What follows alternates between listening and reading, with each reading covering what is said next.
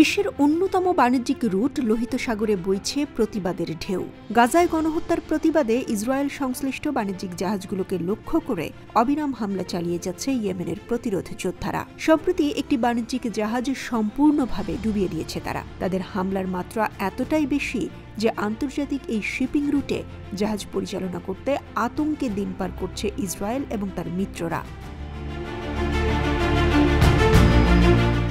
ইয়েমেনের প্রতিরোধ যোদ্ধাদের এই দুঃসাহসিক অভিযান ইসরায়েল এবং তার মিত্রদের রীতিমতো দিশেহারা করে দিয়েছে।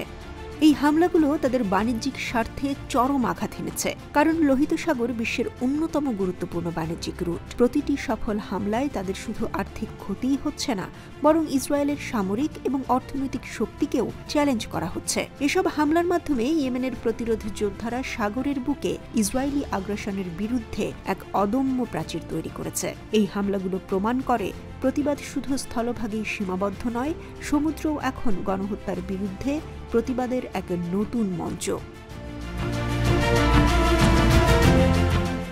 বৃহস্পতিবার ইয়েমেনের কাছের লোহিত সাগরে একটি কাঠের নৌকা থেকে কোমোরস পতাকাবাহী একটি পশুবাহী জাহাজে গুলি চালানো হয়েছে। এরপর জাহাজটিকে আটক করা হয়, এমনই অভিযোগ তুলেছে যুক্তরাজ্যের সামুদ্রিক নিরাপত্তা সংস্থা United kingdom maritime trade operations.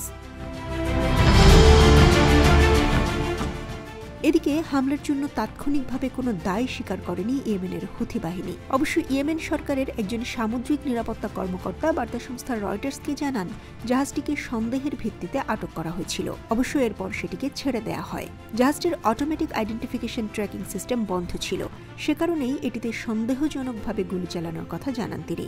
জাহাজটি হর্ন অব আফ্রিকা থেকে উত্তর দিকে যাচ্ছিল।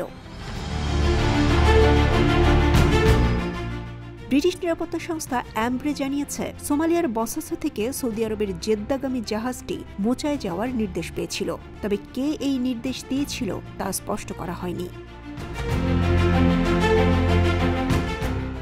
2023 সালের অক্টোবরে গাজায় যুদ্ধ শুরু হওয়ার পর ওই বছরের ডিসেম্বর মাস থেকে পশ্চিমা শক্তিকে বুড়ো আঙুল দেখিয়ে লোহিত সাগরে ইসরায়েল সংশ্লিষ্ট জাহাজগুলোতে হামলা চালাচ্ছে ইয়েমেনের প্রতিরোধ যোদ্ধারা।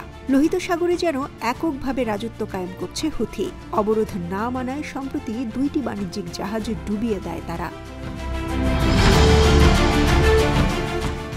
এদিকে প্রতিশোধ নিতে ইয়েমেনে ব্যাপক হামলা চালাচ্ছে ইসরায়েল। এরপরও প্রতিরোধ যোদ্ধাদের দমাতে পারছে না তারা। মাঝে মধ্যেই বাণিজ্যিক জাহাজে হামলা চালিয়ে ইসরায়েল এবং তার মিত্রদের বুকে কাঁপন ধরাচ্ছে।